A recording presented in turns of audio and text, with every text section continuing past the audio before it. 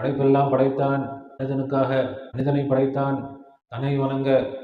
வலா எவர்வன்னுக்கும் உல் ஹயாத்து துன்யா, உலக வாழ்க்கை உங்களை ஏமாற்றி விட வேண்டாம். ஆனால் எல்லாரும் அதுக்கு தான் அதில் போய் ஏமாந்துக்கிட்டு அதில் உத வாங்கி மிதி வாங்கி எவ்வளவு துனியா அதிகமாகிறதோ அவ்வளவு துனியாவை கொண்டு துனியாவிடமிருந்து அவர்கள் உத வாங்குவாங்க. சொல்ல தெளிவாக சொல்லிட்டாங்க. 2 ஆசைகள் அடங்கவே அடங்காது. துனியாவுடைய ஆசை அது அடங்கவே அடங்காது. இந்த துனியா முழுவதையும் கொடுத்தாலும் இன்னொரு துனியா இருக்குமா அப்படின்னு கேட்பான். அவனுடைய அந்த துனியாவுடைய ஆசையை கபருடைய மண்ணு தான் அடக்கும்னா.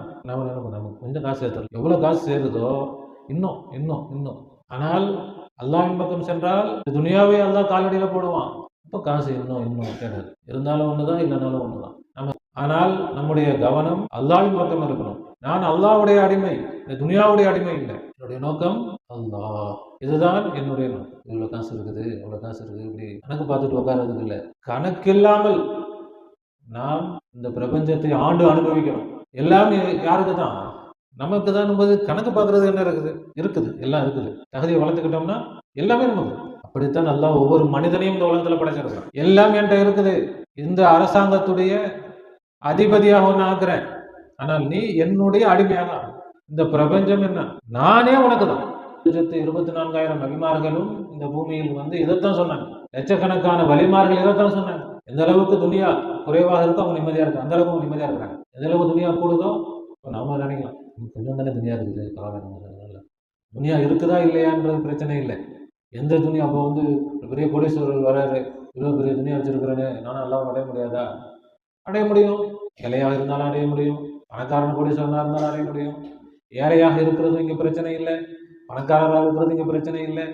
ஏழையாக இருப்பது பாக்கியம் இல்லை, பணக்காரராக இருப்பதும் பாக்கியம் இல்லை. என்ன பாக்கியம்? மனுஷனா இருக்கிறீங்களா, அது பாக்கியம். அல்லாஹ்வின் பக்கம் ஓடி செல்லுங்கள்.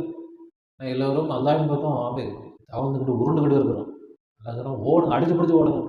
துனியாவை சேர்க்கிறது அது தப்பு இல்லை, தேடுறது தப்பு. துனியாவை நல்லா விளங்கணும்.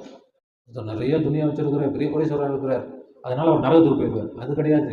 கோடிக்கணக்கான சொத்து வச்சிருக்காரு, ஆனால் துனியாவுடைய தேட்டம் அவருக்கு இல்லைன்னா அவர் நல்லவர். ஒண்ணுமே இல்லை, ஆனால் இன்னும் வேணும் வேணும் வேணும்னு இருந்தா அவர் உலகத்துல மோசமா. அதுதான் நபி ஸல்லல்லாஹு அலைஹி வஸல்லம் சொன்னாங்க, துனியா ஜீஃபத்துன், இந்த உலகம் செத்த பிணத்திற்கு செத்த பிணம். துல்லாபுஹா, அதை தேடி அலைபவர்கள் கிலாபும், அல்லாஹ் பாதுகாக்க வேண்டும், நாய்கள். அதை வைத்திருப்பவர்கள் அப்படி சொல்லலை, அதை தேடி அலைபவர்கள்.